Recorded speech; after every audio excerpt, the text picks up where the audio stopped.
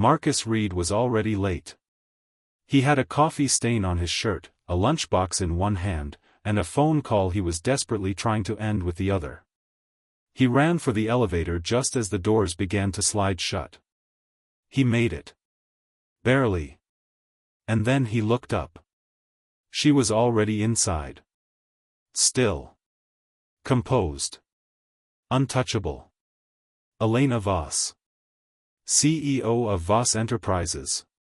The woman who had fired 3 department heads in a single Monday morning without blinking once. She didn't look at him. She didn't need to. The doors closed. The air inside suddenly felt very, very thin. And Marcus realized, there was nowhere to go. If you've ever been in a room with someone who makes the whole atmosphere change just by standing there, you already know exactly how Marcus felt in that moment. Stay with us. This story is just getting started. Marcus kept his eyes forward. He stared at the silver elevator doors like they held the secrets of the universe. He counted the floor numbers as they lit up one by one. Anything to avoid looking at her. Because he knew exactly who Elena Voss was. Everyone in that building did. She was the woman whose name people whispered in hallways and typed in lowercase like even the letters were afraid of her. She was the reason the entire 14th floor had been restructured in a single afternoon. She was the reason 3 senior managers had cleaned out their desks before lunch last October. Marcus had seen her exactly twice before. Once, through a glass conference room wall. And once, in a company-wide email that began with the words, "Effective immediately." Both times, she had changed someone's life without even trying. And now she was standing 14 inches away from him. Close enough that he could smell the faint trace of her perfume. Something cold and expensive. Something that didn't belong in the same zip code as his coffee-stained shirt. He shifted the lunchbox to his other hand. He silently prayed she wouldn't look at it. It had a dinosaur on it. His son had picked it. Marcus hadn't had the heart to say no. He never did. Elena Voss, meanwhile, felt nothing unusual. She was running through numbers in her head. Q3 projections.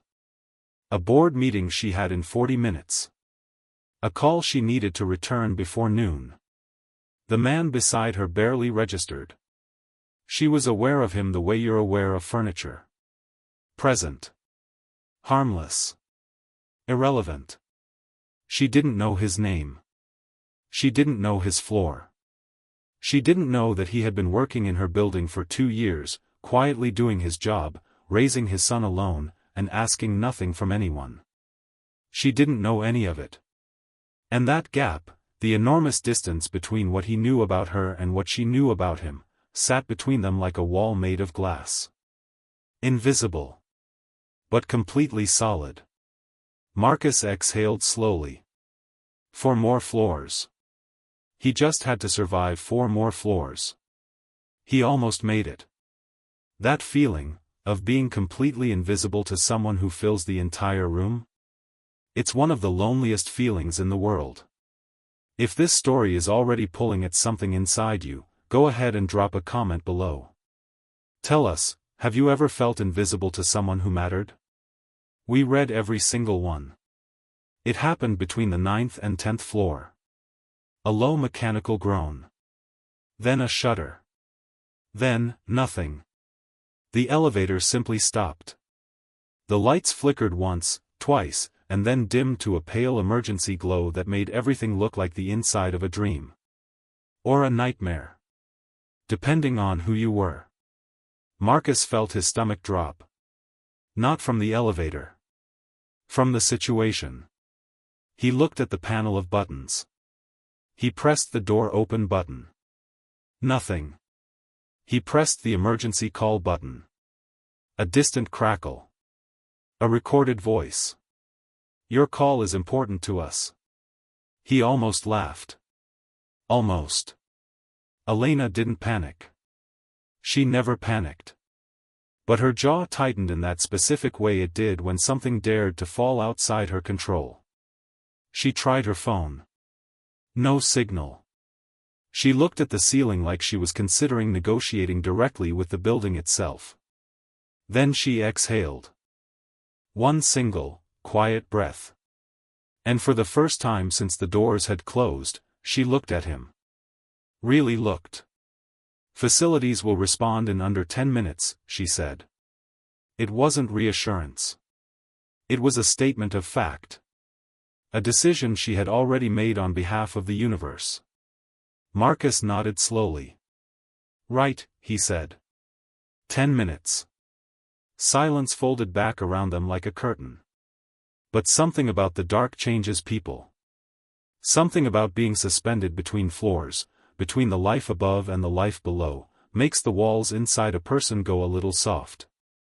Marcus didn't plan to speak again. But the lunchbox slipped from his grip and hit the floor with a loud, embarrassing clatter. The dinosaur stared up at both of them. Elena looked down at it. Then up at him. And something flickered across her face. Not amusement exactly. Something quieter than that. Something that looked almost like recognition. "Long morning?" she asked. Her voice was different this time. Still composed. But the edge was gone. Just slightly. Just enough. Marcus picked up the lunchbox. He rubbed the back of his neck. "You have no idea," he said quietly. And somehow, in that dim, suspended silence, those 4 words opened a door that no button on that panel could have unlocked. Something about being truly stuck, no exits, no distractions, no escape, forces people to finally be real with each other. If you're feeling this story in your chest right now, make sure you hit that like button. Because what happens next changes everything. The silence that followed was different now. It wasn't the hard, uncomfortable silence from before.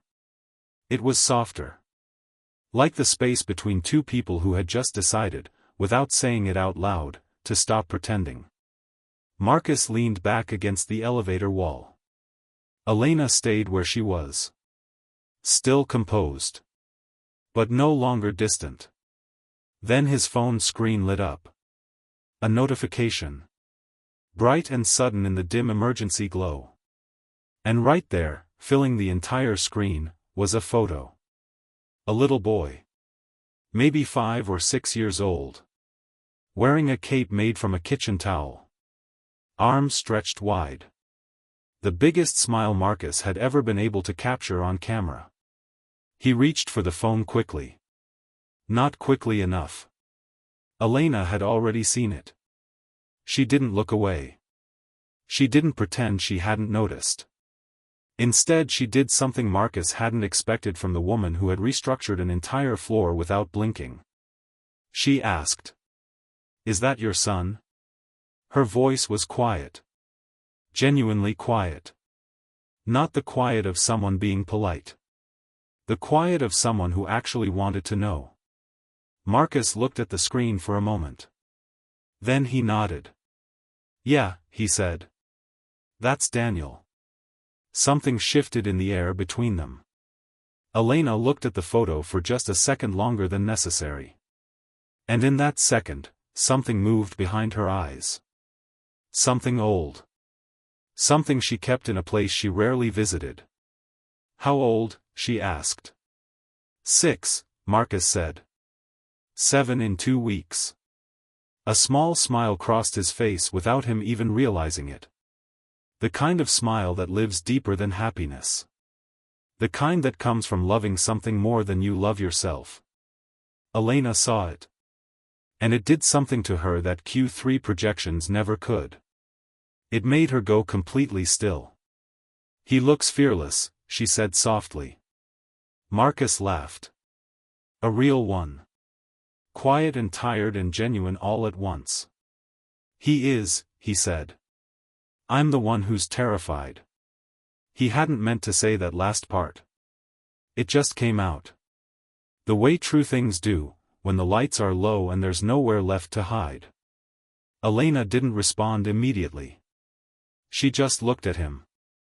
Like she was seeing him, actually seeing him, for the very first time. A single photograph. 6 words. And suddenly 2 strangers weren't strangers anymore. If this moment gave you all the feelings, share this story with someone who needs to hear it today. And don't you dare go anywhere. Because the elevator doors are about to open, and nothing will be the same. The lights came back first. Bright and sudden and merciless. Then the mechanical hum. Then the slow, certain movement upward. The elevator was alive again. And just like that, the small, suspended world that Marcus and Elena had accidentally built between floors 9 and 10 began to dissolve.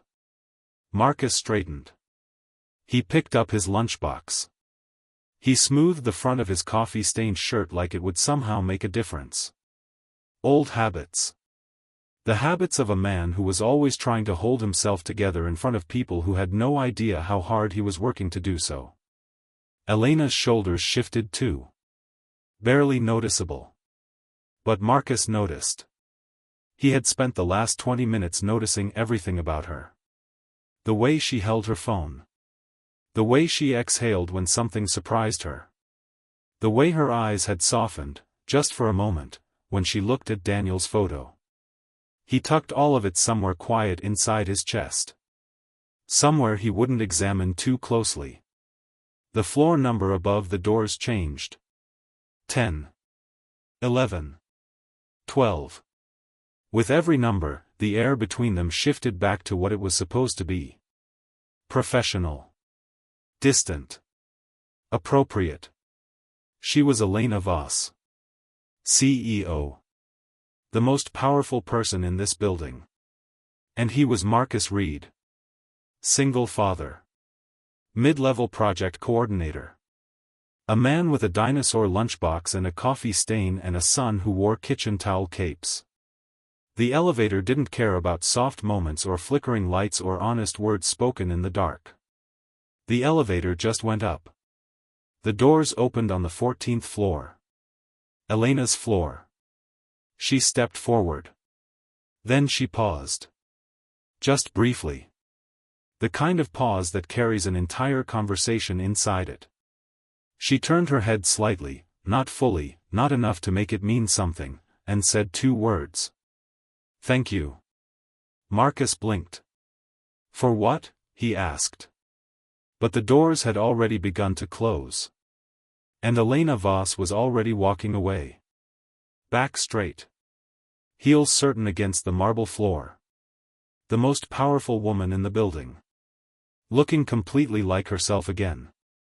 But Marcus had seen what was underneath. And he couldn't unsee it. Not even a little. When the real world comes rushing back in, do the feelings stay or do they fade? That is the question Marcus couldn't stop asking himself for the rest of that day. If you're invested in where this goes, subscribe right now and keep watching. The next part will break your heart before it heals. Marcus thought it would just disappear. That was the thing about moments that happen between floors. Between the real moments of life. He thought it would just stay there. Suspended. Private. Safe. He was wrong.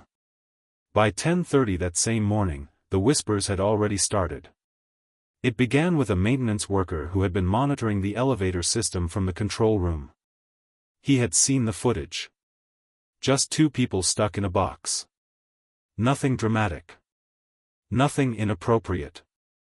But he had recognized her immediately. Elena Vos didn't go unnoticed anywhere in that building. And so he mentioned it. Just casually. Just once. To the wrong person. That was all it ever takes. By lunch, 3 different departments had their own version of the story. In one version, Marcus and Elena had argued loudly the entire time. In another, she had threatened his job before the doors even reopened. And in the version that spread the fastest, the one that traveled from the break room to the open office floor to the ears of people who had nothing better to do with their afternoons, they had been seen talking. Really talking. The kind of talking that doesn't happen between a CEO and a project coordinator. Not in this building. Not under normal circumstances. Marcus felt it before anyone said a word to him directly. The glances. The way conversations shifted when he walked into a room. The colleague who suddenly found something very interesting to look at on her computer screen the moment he approached. He knew that feeling. It was the feeling of being the subject. His manager called him in at 2:15. Closed the door behind them. Sat down slowly. And then looked at Marcus with the careful expression of someone who was trying very hard to appear casual. "Everything okay?" he asked.